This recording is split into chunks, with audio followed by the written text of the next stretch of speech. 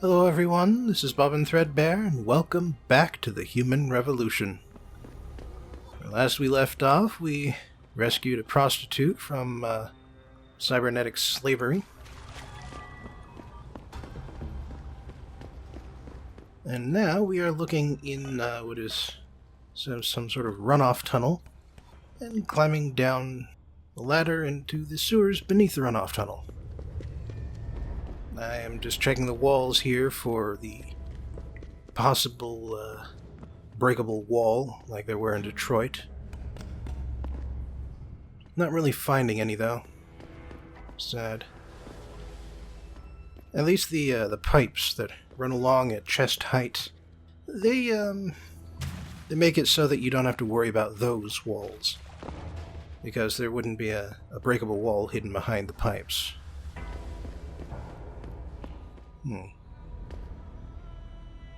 Looks like this has been the home of some bums, but there's nobody here now.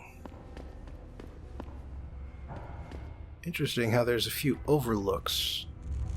Also interesting that apparently Taiwan has the exact same sewer contractors as Detroit, but you know, what are you gonna do? They couldn't even change the color of the walls, the paint. They couldn't have changed that from yellow to something else. I mean, I know that yellow is kind of the theme color here, but still.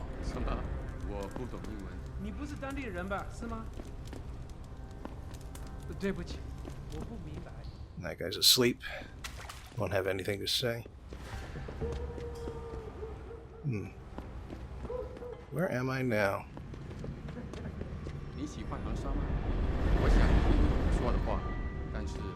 Well, luckily I do understand you, and I think actually those subtitles are being projected onto Jensen's glasses.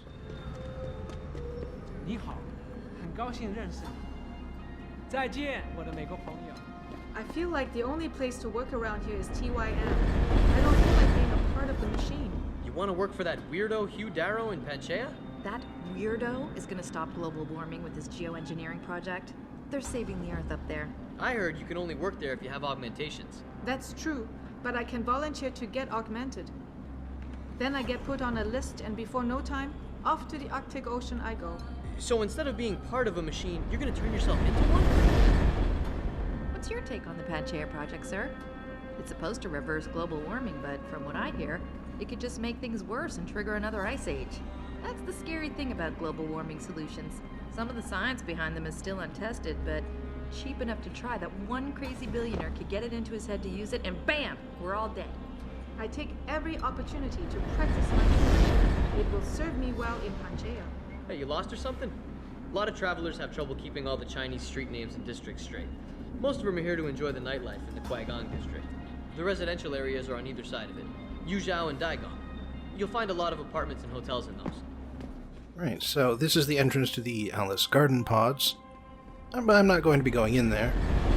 I'll be going into them later, but not for right now. I'll wait until the plot forces my hand. This time.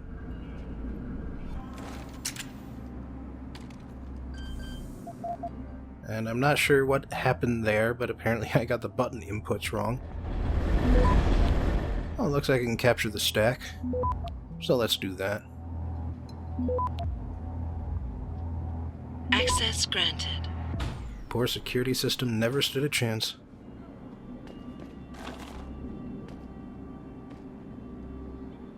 Luckily there aren't any cops around here, so...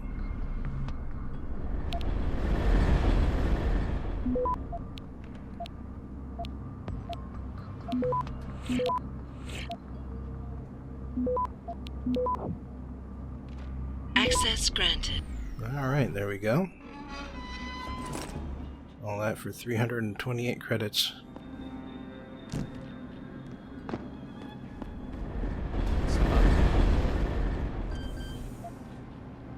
Okay, so there's a couple of more of these guys around here. Oh, and I can capture the stack again.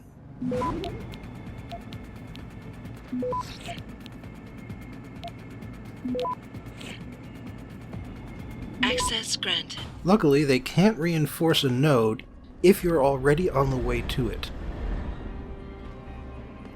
It's nice to get some additional Typhoon ammo there. And it does stack up to 5, so that's all still just 1 stack.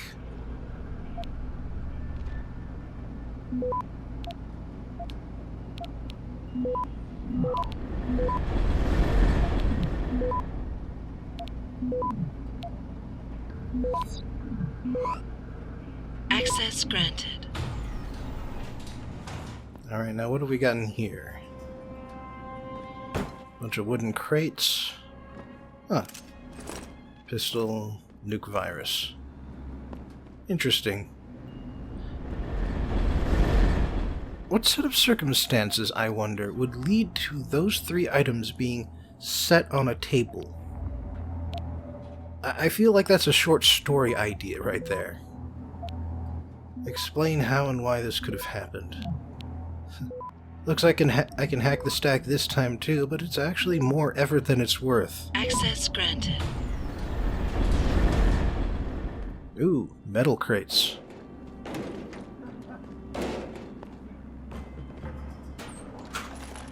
And a combat rifle. Okay.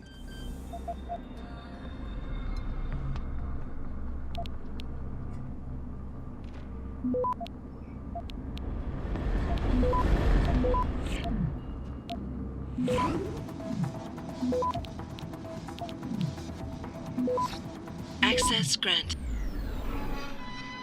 Alright. Got some more ammo in the safe. I think that does it for the northeastern end of the map. So from here we can head west.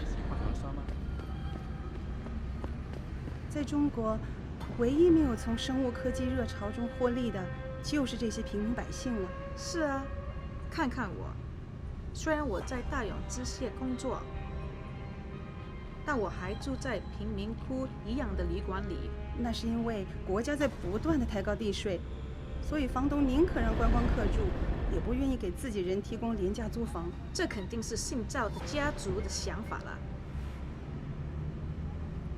从人民中获利，却完全不回报。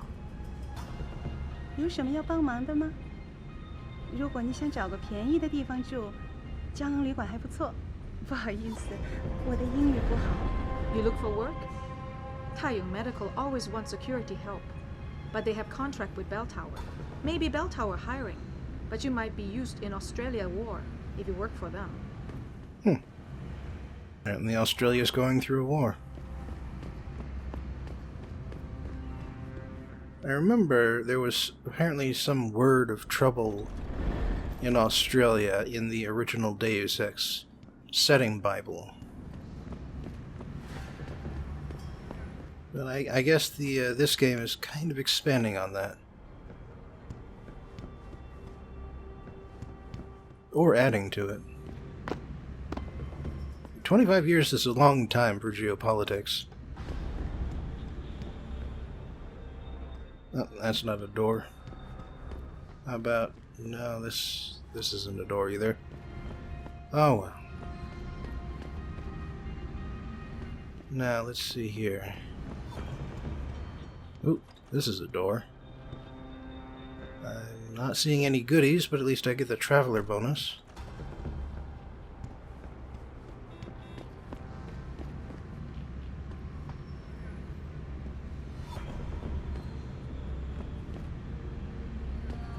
It's amazing that the business people around here apparently trust the people of Hengsha enough to keep all of their stuff out, even when they're long gone. Also, here's a nice little spot that you can jump up to, but this is some sort of glass wall thing, and there's an invisible wall that can keep you from jumping over it, so it's not that fun, sadly. I think I can get to here, though. Oh, yep. But I think that's a bit too high up. Damn it. That's not worth testing. Do you know where the limb clinic is? Yes, it's on Xichang Road, near the market. Great, thanks. I hear other countries are all concerned because the United Nations wants to limit who gets augmentations and who doesn't. Is that true, mister? Doesn't matter what the UN decides, I think. China will always do what it wants to do. I don't know if you've noticed, but China is so much more accepting of neural enhancements than some of the other countries I've visited. I love coming here. I rarely get anyone looking funny at me just because I have a few implants. Not that it's really reflected in your character model, but okay, that's good.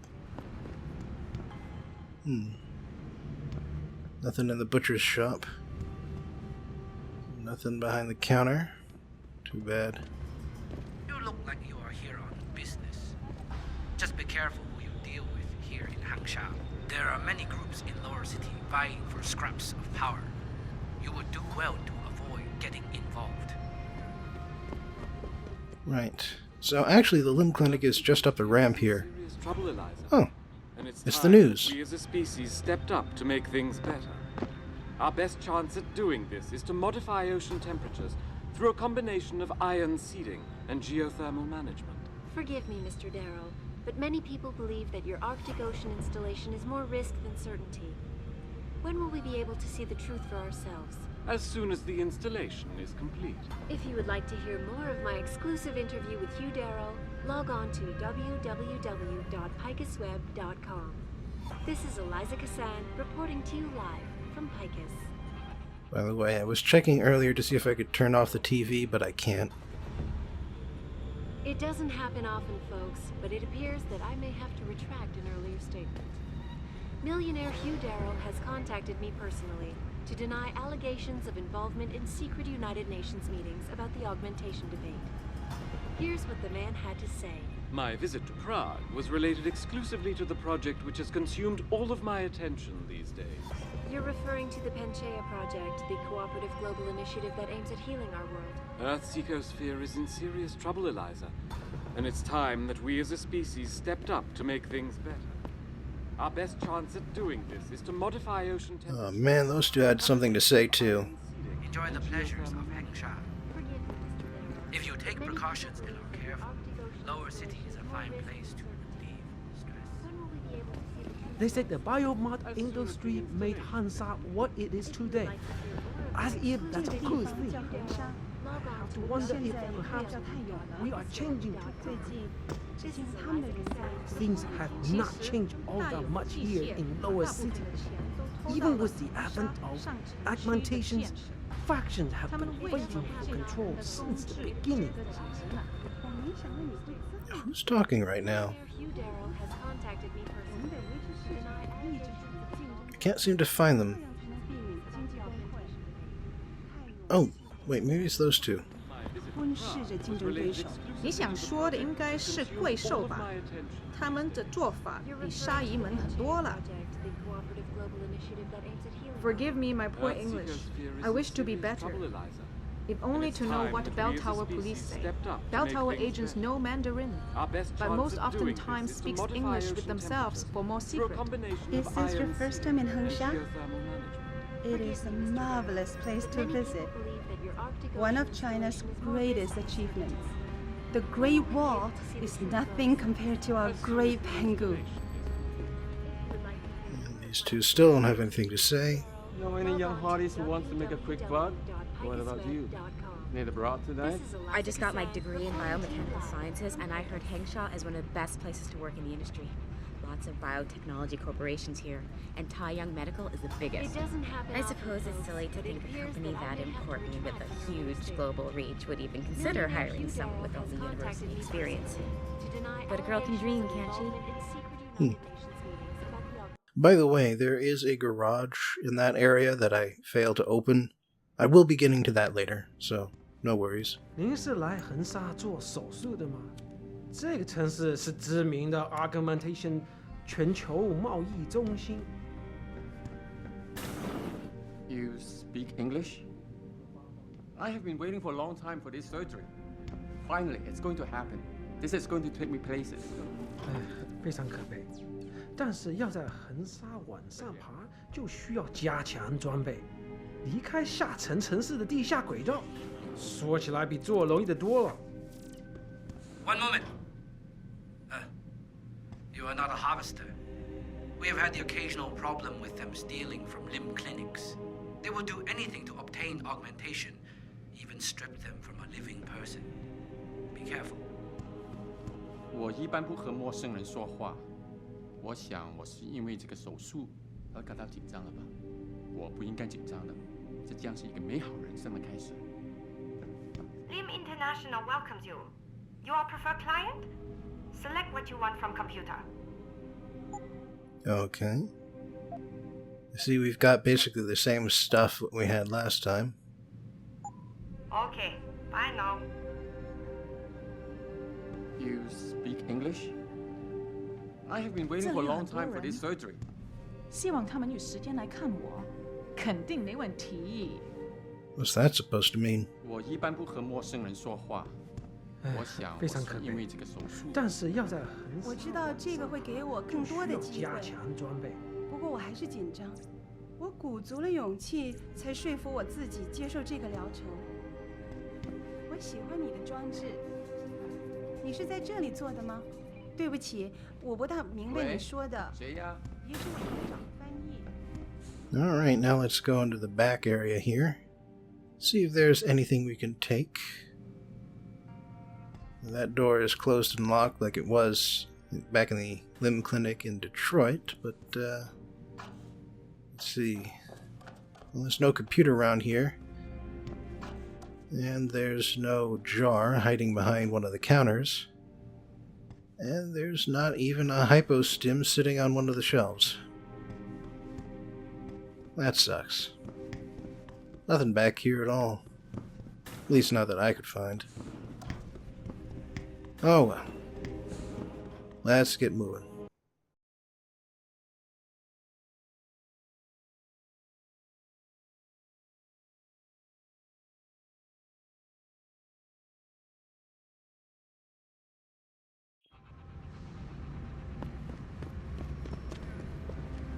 It is an insult that Belltower Associate was contracted to assist Hengsha police in Lower City.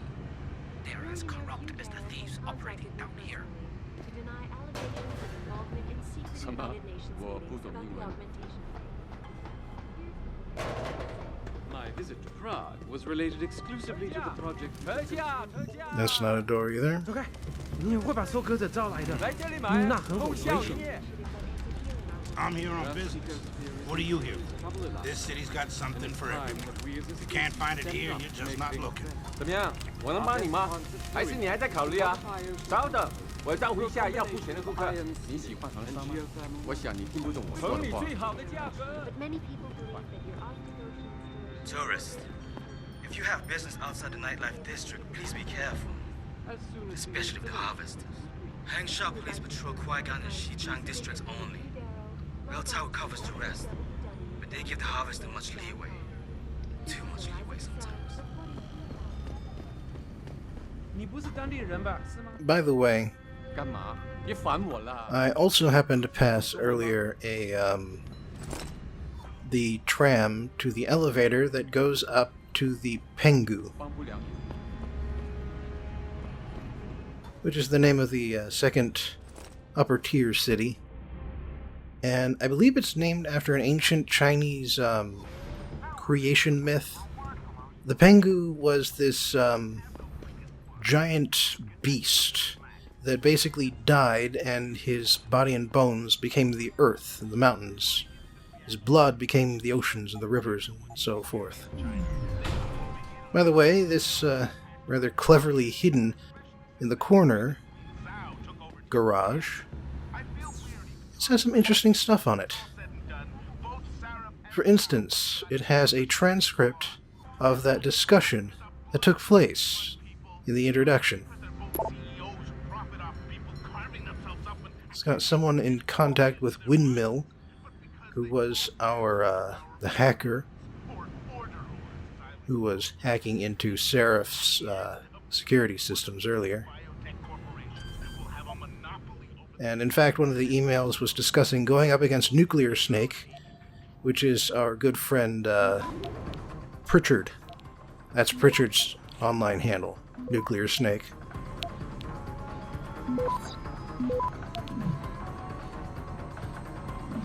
Access granted. Ooh. A revolver with plenty of ammunition. Yeah. Might as well keep picking stuff up. I mean, I got more money than I need either way. Anyway, this here, of course, is a subway station. For some reason, the ticket, 来我们国家，但不会说我们的话，蠢材，就是你就是一个笨蛋，你给我滚开！ Pleasant lady. Anyway, for some reason, you can just walk on in past the,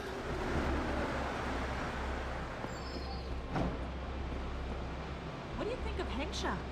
This is some crazy city. I'll bet you can find just about anything here.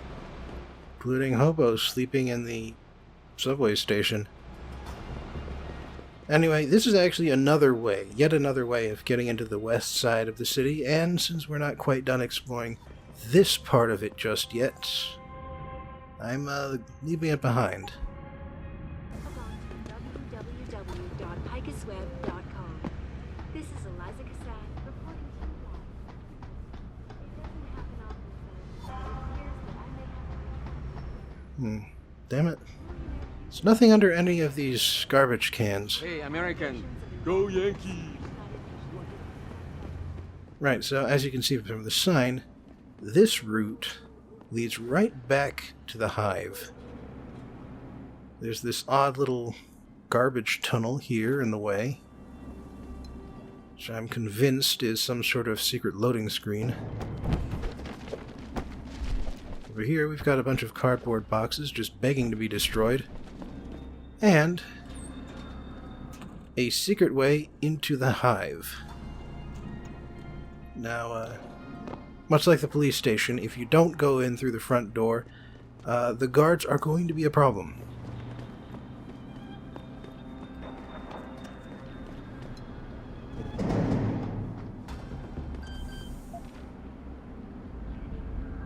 Alright, so you saw that this has got another sewer entrance to it.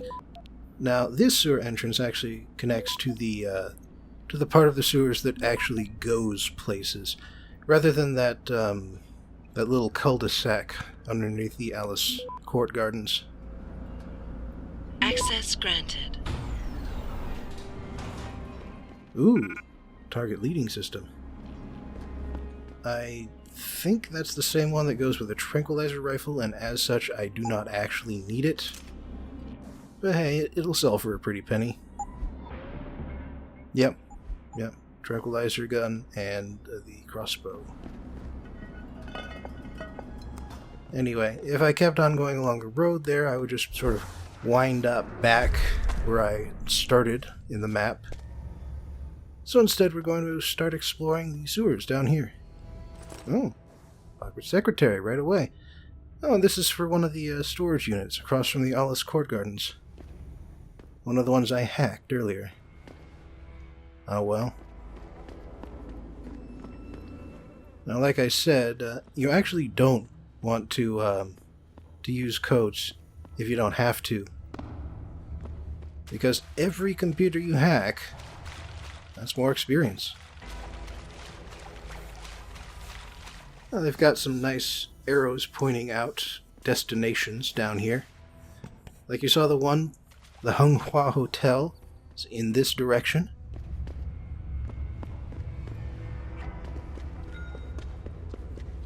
And there's another one. And that, yep, that leads back up to the weapons dealer. But you don't need to see that.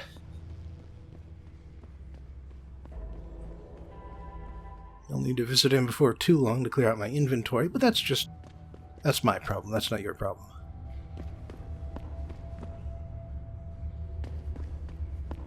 Looks like that one path led into this section of the sewers, which puts me... Where does it put me? In a little dip that separates the Hengsha from the Hive. Man, this one's oddly complex. Looks like I can hack the stack on this one too. But I'll need to be going around in a few different directions to get to it.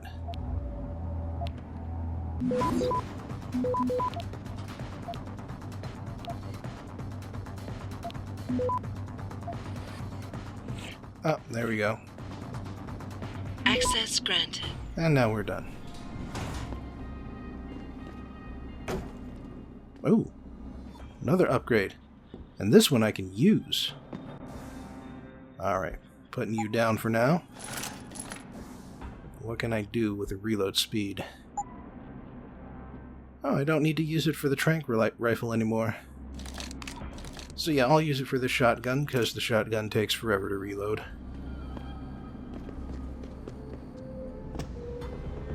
Yep, we've been here before. There's the entrance to the Hunghua. And you know, like I said before, I decided to go visit him, empty out my inventory. No big deal. But nothing you needed to see. So let's go in another direction down here. Where else does the sewer lead?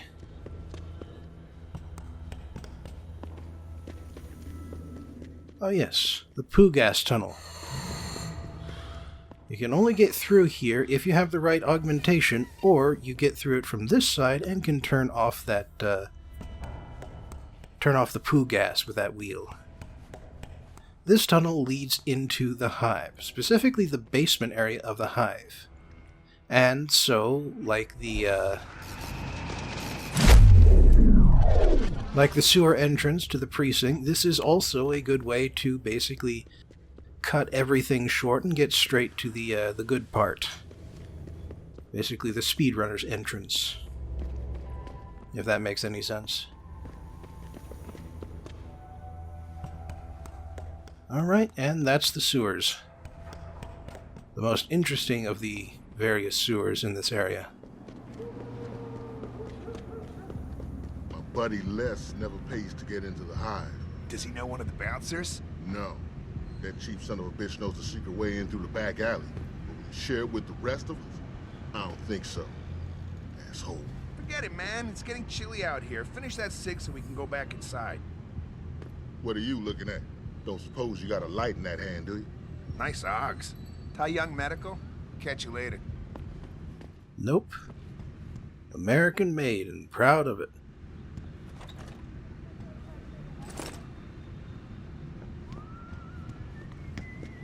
Alright, so that little that staircase down that I just passed, that leads to the other sewer entrance I left earlier. Also, yeah. Interesting way to get over a fence to get a stun gun.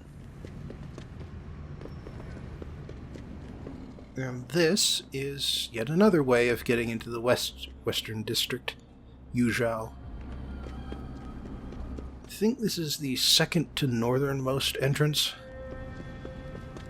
Now what's actually kind of annoying is that the objective marker will always point to one entrance into the Yuzhou District, even if it's not necessarily the closest one to your actual destination.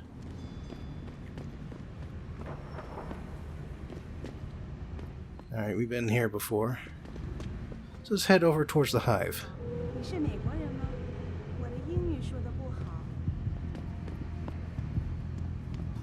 Yeah, no bars, no proximity alarms, nothing. It's crazy. Somebody told us that the Hive is the place to go around here. Yes, many business people from Upper Hengsha go there. Where are you travelers from? We live in Paris. Just be careful in there. It is owned by a local gang leader, and the gang he runs is one of the meanest in this country. So don't ask too many questions. Oh, okay. We'll try not to step on anyone's toes. Oh, and if you have augmentations, hide them when you walk the streets at night, especially on Yuanmeng Road. There have been many disappearances lately. You're not from around here either, are you? We just got in from Paris a few days ago. It's our second time in China. Last time, we toured the Great Wall, but we were told the Pangu is a structure that rivals it. So we just had to come here and see for ourselves. You look like you can take care of yourself around here. You get those enhancements in China or the US? They're pretty slick. I hear the US isn't doing so hot these days. Trouble in the West, trouble in the South. At least New York seems to be holding things together. And it's got that great statue. Yeah, for now. You're looking for the Hive as well? They charge to get in. But many of the locals think the membership card is too expensive. So some of them try to slip in through the back. Just be careful though. If Tong Xihang's people find you cheated him, you might end up losing some augmentations. 你说中文吗？ Good to see you again, sir. Go right in. We got it all. If you can't find it here, it doesn't exist. Let me ask you something. You ever heard of a private security force policing a whole city on contract? No wonder these Belltower jacks are power tripping. They're a Brit outfit, you know? But they've got an HQ here too. Still, a lot of people are pissed because they mostly don't even speak the language. 你不是当地人吧？是吗？市场上最好的，我向你保证。 See, now at least that guy had some people in front of him. 你想买什么吗？随便看看吧。那些商人能帮你搞到几乎任何东西，尤其是那些不寻常的家伙。如果你不怕死，可以去问问他们手上都有什么。这一切都很危险，尤其是如果你喝醉了 ，augmented 夜间在游教地区独自行走。对，我也一直听说这边的人时常失踪。你真的认为受害者跟这些事件有关？谁知道呢？不过你要是想安全点，就待在俱乐部里。这里酒吧的老板专门关照从上城区来这里找乐子的人。钱让鬼推磨。You're looking for some action, Lao Wai? Stick to Qui-Gon District. Lots of entertainment happening there. However, if it is a different kind of action you want, you could wander around the Youjiao District late at night. Lots of tough punks willing to take you on. The shops here are full of nice things for travelers to buy, but only if you speak Chinese. For someone like you, maybe a more out-of-the-way merchant would be better. You didn't hear it from me, but I think you might get lucky in a hotel. The Honghua perhaps, or the Alice Garden Ponds. Actually, both. 真正的婊子，求求你了，你肯定有些零钱可以帮帮我的。看看我，我原来也是一个普通的人，现在大家从我旁边走过，就当没看到。Ah, a visitor to Lower City. What do you think of our beautiful stranger? Doesn't it create a lovely atmosphere? I admit there are some nice views even down here.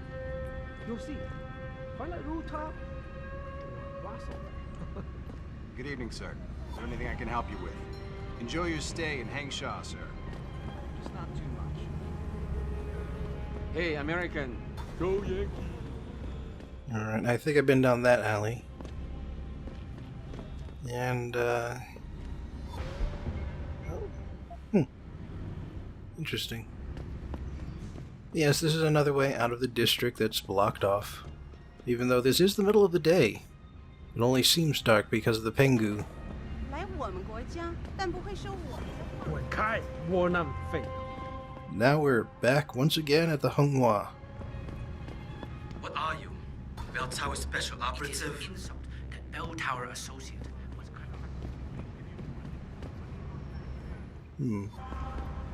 Alright. I think it's... Wait a second. What the hell? Some sort of art installation here? Or was it one of the developers' art installations, so to speak?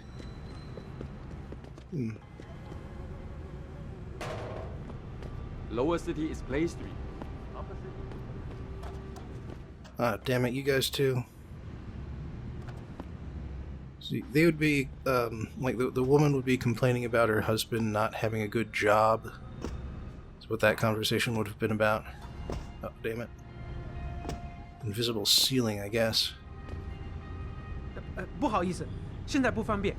我想你不会说普通话吧？ Can't you see we're having a private conversation here? Please, just go away.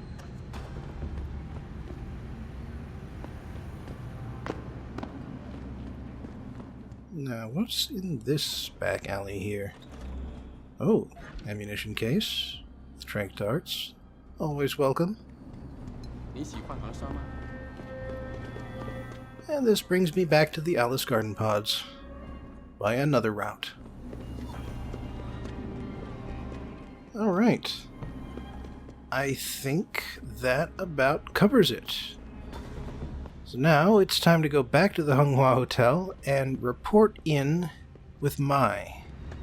Tell her that her friend is now safe and fleeing the city at top speed. And also to check in with the weapons merchant again. But of course, again, you didn't need to see that, so.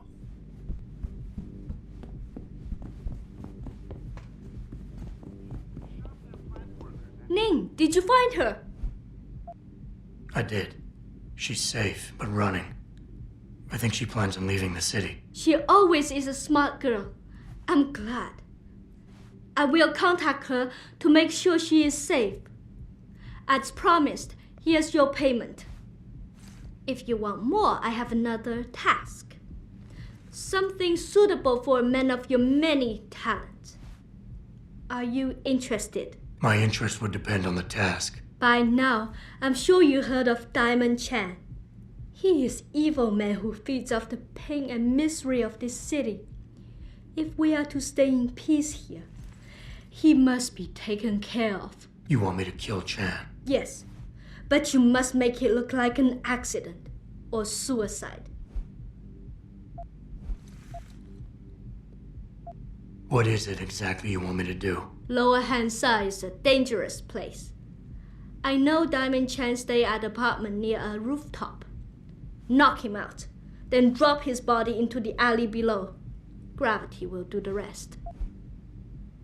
What kind of payment is involved? Double what I gave you for rescuing Ning, if you make certain we are rid of Chan for good. Tell me about Diamond Chan. He's a monster. At first, he forced my girls to take drugs until they be addicted. It made them easy to control and dependent on him. But now, with cheap black market augmentations and customers with augmentation fantasies, it is even worse. The Li Xing you spoke of earlier. Yes. In order to squeeze more milk from his cows, he butchers them. The augments are just another form of control. The girls can always be tracked, and the needs for neuropathy means they will not run away. Why does his death need to look like a suicide? I've made threats against Chan in the past. Because you helped Ning, if anything happens to Chan now, his harvester friends will think we are responsible. I do not want that to happen. Once Chan is gone, what will you do? Won't some other drug lord turned pimp take advantage of your vulnerability? I know someone who recently started his own security company. I will hire them to protect us. It should be more than enough, and I can trust them. Now, what's this about another way? There has to be another way to remove Chan from the picture without resorting to murder. There is. I have access to certain stimulants. If Chan was caught with them, he would no longer be a problem. Meaning I could plant drugs on him? Not on him. Somewhere in his apartment will be enough. He may be dead though. So knock him out, leave the drug, and come back here to me. I have a friend. He works with the police. I'll contact him and he'll make sure Chan is arrested. And that's how you do this quest if you want to stay a pacifist. I'll do it. Good. I'll give you the address of Diamond Chan's apartment.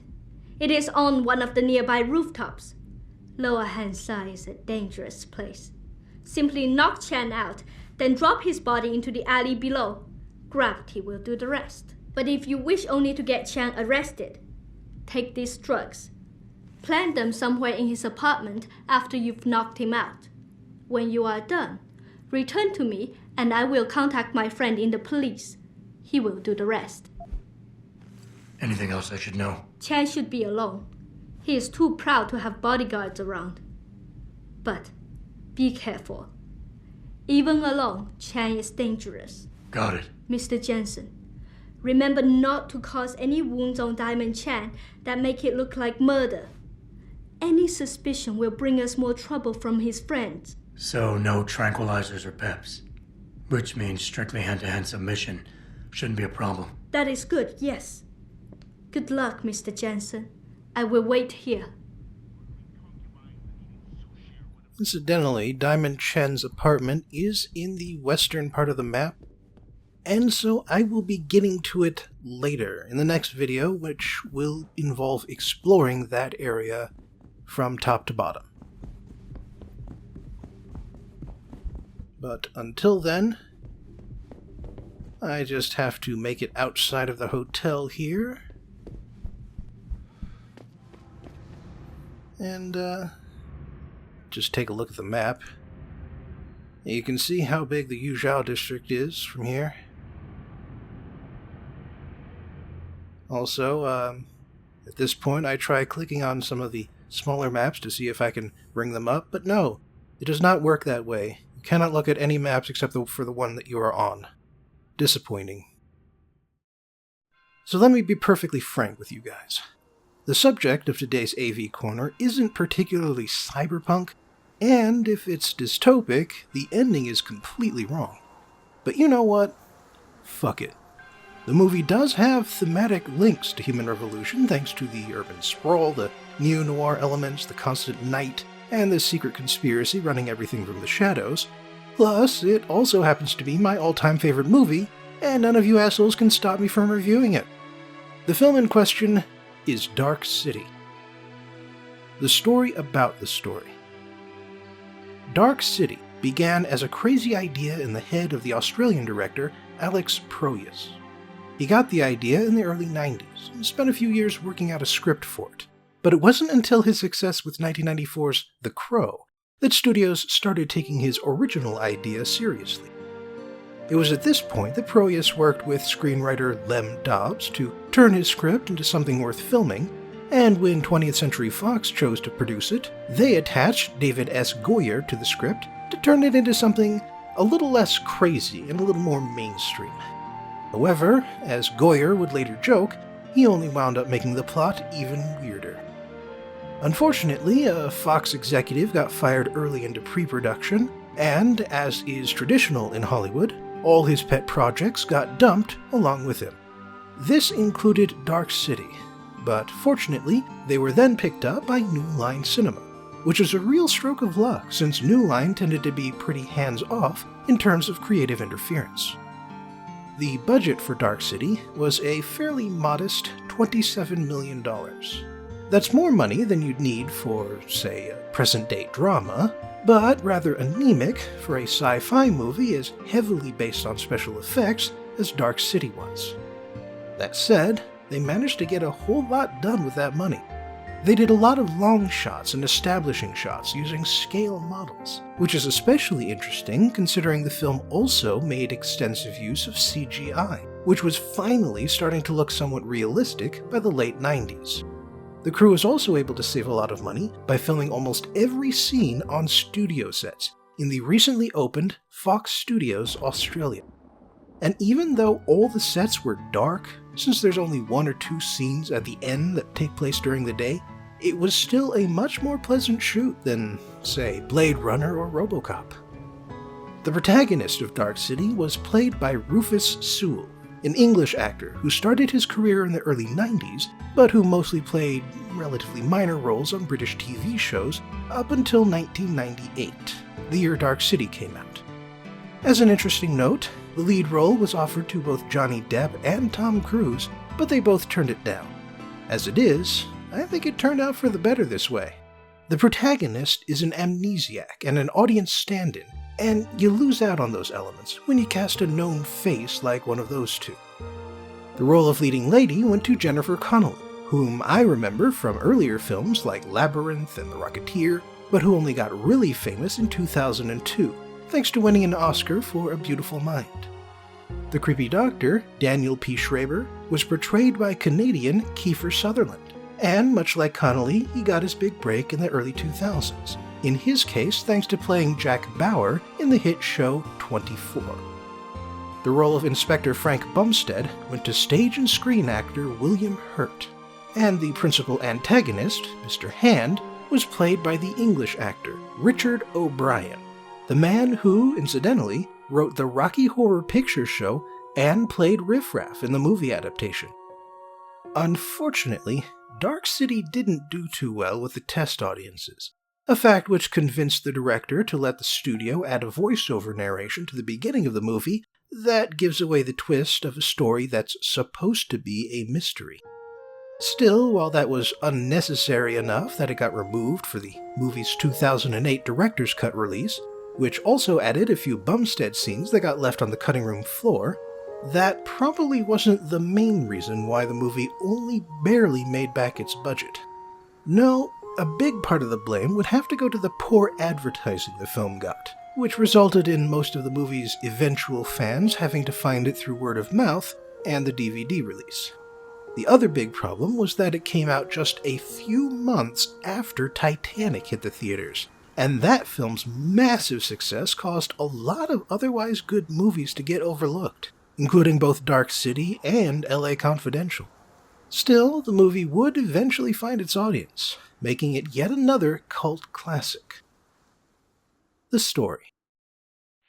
For the record, I am watching the director's cut edition, which adds 11 minutes to the runtime and drops the opening narration, but is otherwise identical to the original version. The film begins with a camera zoom into a hotel room. A man with blood on his forehead wakes up in the bathtub, naked and confused.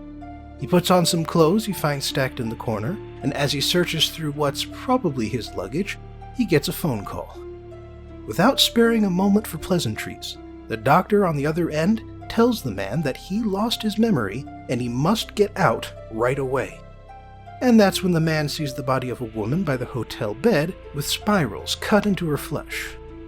As the man runs downstairs, a group of pale men in dark suits show up in the elevator, and the soundtrack starts playing the Rite of Spring. Seriously. Here, let me cue it up for you. This is the track Summoning of the Ancestors, and it's almost identical to the action theme of Dark City. Not that I'm complaining, it is a pretty good action theme.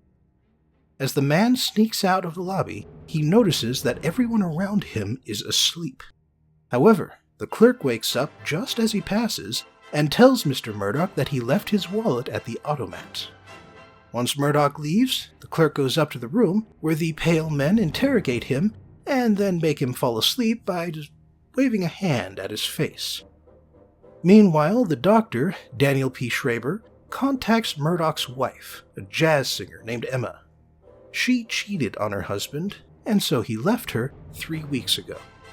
Schreiber warns her that Murdoch has lost his memory and may try to contact her, and so she should contact Schreiber immediately afterwards. We next cut to our fourth main character, Inspector Bumstead, and as he enters the hotel from earlier to investigate the murdered woman, we, the audience, get to see that the clerk is now being played by a completely different person. Back with Murdoch, he finds and enters the automat. Now, if you don't know what an automat is, picture a cross between a fast food restaurant and a vending machine, and you'll have a good idea of how they worked. The guy behind the glass doors drops Murdoch's wallet into one of the windows. While it doesn't open at first, something comes out of Murdoch's head that makes the window break. A prostitute approaches him after that. While Murdoch goes along to her apartment, he discovers that he doesn't have any urge to kill her or carve spirals into her skin. Meanwhile, Bumstead's investigation is interrupted by the former detective Walensky, who screams, "They're watching us, and there's no escape," before a couple of uniformed officers take him away. Later on, Bumstead meets with Emma at the station and establishes that this is now the 6th dead hooker in a serial murder case. Having left the prostitute alive, Murdoch notices a billboard for Shell Beach, one that matches a postcard he found in his luggage. On a whim, he climbs up the building next to it to get a better look, and that's when the pale men from earlier show up again. They try the sleeping trick on Murdoch, but it doesn't work, and so they pull out knives. But then Murdoch's head thing happens again, destroying the platform, and in the scuffle, one of the pale men gets his head cut open. And then a strange watery parasite thing climbs out of the wound and dies. The camera pans way down into a room full of pale men in leather gimp suits. They say Murdoch can tune, and that they need to capture him. When Emma gets home, Murdoch is waiting for her. She's rather put off by the fact that he doesn't remember her at all, but she does give him Schreiber's card. As they talk, Murdoch notices the car that dropped her off is still outside, and sure enough, Bumstead ambushes him in the hall. Emma gives Murdoch an opening to run, and he then uses his tuning power to create a door in a solid concrete wall. Bumstead loses him when the door disappears, but he does find Schreiber's card. Oddly enough, Bumstead reaches Schreiber first, so Murdoch waits for him to leave and then stalks the doctor to a pool. From a hiding spot nearby, he watches as one of the pale men mention that they hate water and that Murdoch woke up before Schreiber could implant a new set of memories. The pale man orders Schreiber to recreate the memories, but not from Murdoch. Murdoch continues to follow Schreiber until he walks through his own magically appearing and disappearing door, but the camera follows the doctor into the underground. Apparently, the pale people are using the humans in the city as an experiment, changing the layout and the memories of each person in order to find what Schreiber calls the human soul. However, even Schreiber can only guess at what's going on with Murdoch. But then the time comes for the pale people to combine their powers and begin the tuning. At the stroke of midnight, everyone falls asleep. The buildings start collapsing and expanding, and the pale people start moving humans around as Schreiber injects new memories directly into their foreheads. However, Murdoch stays awake and eventually confronts Schreiber, using his power to knock the doctor flying. This actually delights Schreiber, who wants to teach Murdoch how to tune properly in order to defeat the pale people.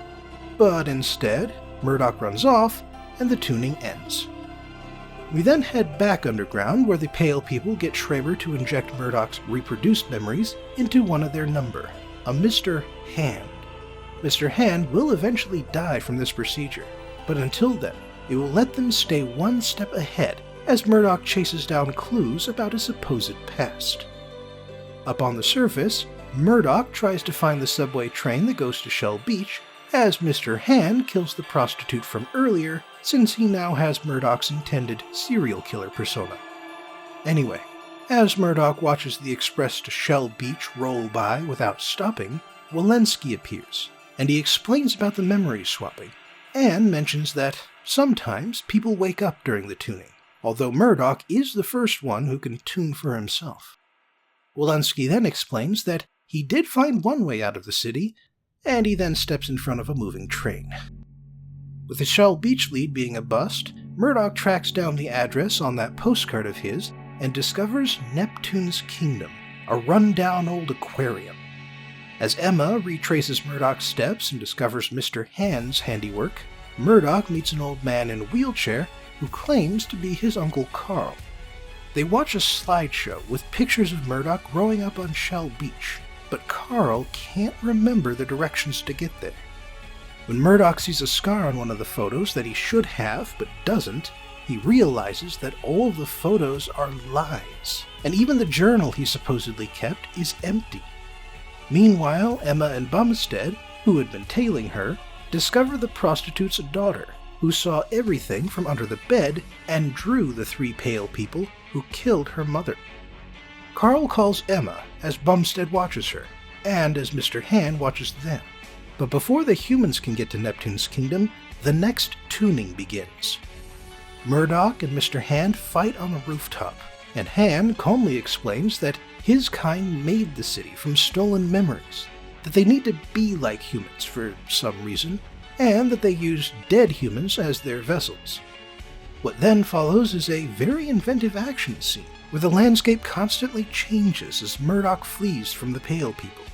The tuning ends just before they catch up to Murdoch, and so Emma and Bumstead are able to show up just in time to rescue him, and take him to jail since he's still wanted for murder.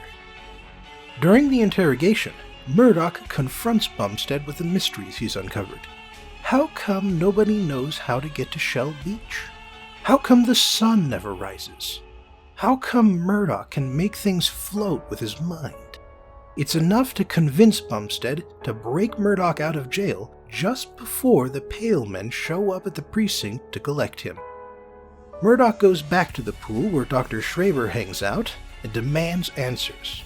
Schreiber happily agrees to provide them, but he pulls out a gun and a syringe, demanding that Murdoch inject himself right away. However, Bumstead is there too, with his gun, and so Murdoch pockets the syringe as Bumstead demands that they all go to Shell Beach. As the three men head out into the canals, Schreiber explains everything. He calls the Pale people strangers, and the strangers have abducted every human in the city in order to study their memories and individuality. Incidentally, they hate the sun as much as they hate water, which is why it's never light. Schreiber is the only one who knows about all of this, because the strangers need his skills for remixing memories. As it is, they force him to do it, and they even forced him to remove his own memories. Finally, they reach their destination, Shell Beach. Well, a giant poster of Shell Beach with a brick wall behind it.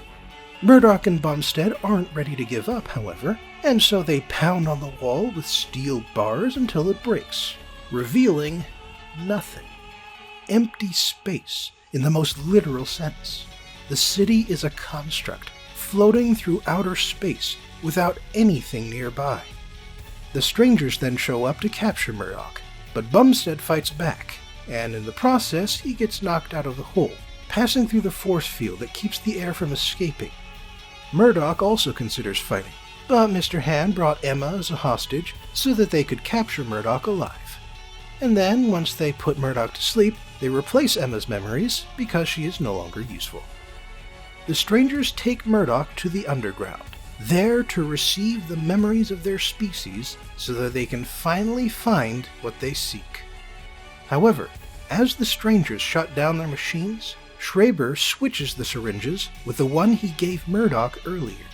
This syringe contains a version of Murdoch's memories where Schreiber keeps showing up to teach him how to tune and how to take control of the strangers' machines.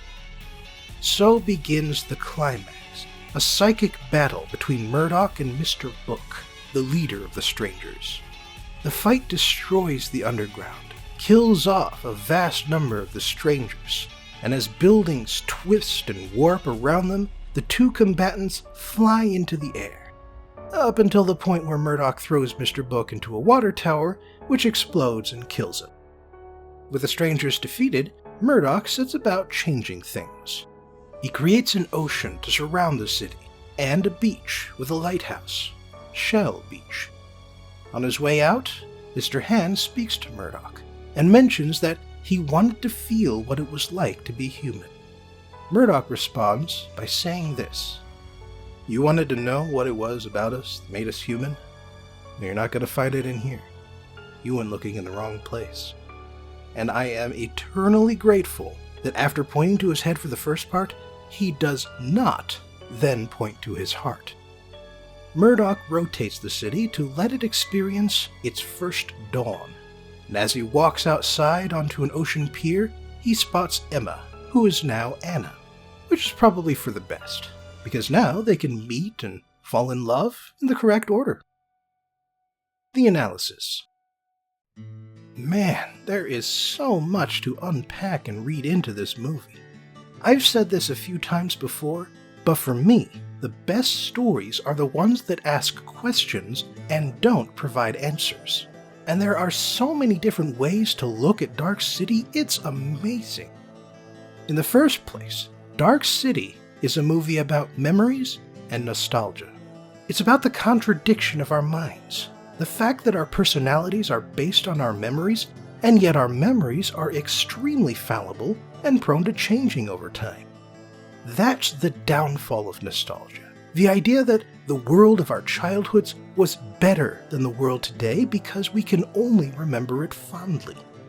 Well, I don't know about you, but all my most vivid childhood memories are of my failures, my mistakes, my shame.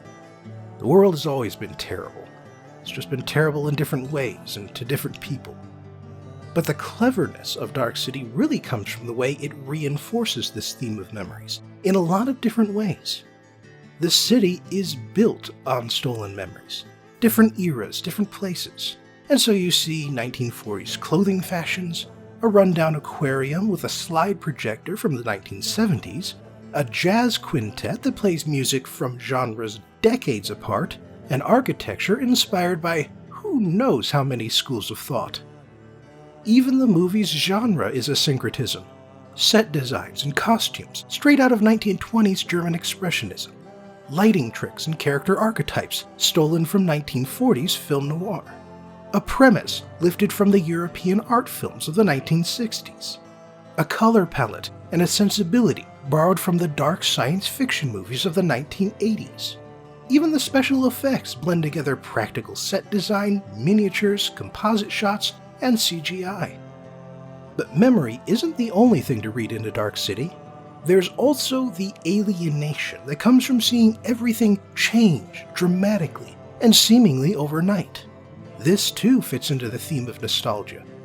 Nostalgia is more than just memories of a time that never was. It's also a sense of normalcy, a belief that the way things were when you were growing up is the way things should be now and for all time. It's the Platonic ideal of not just society, but of the town or the city where you grew up. But cities are always on the move, with buildings always coming down and going up, and the people who live them always changing jobs, earning and losing fortunes, showing up or moving away. Cities grow and shrink, and for someone nostalgic for the good old days, that sort of constant change is intolerable.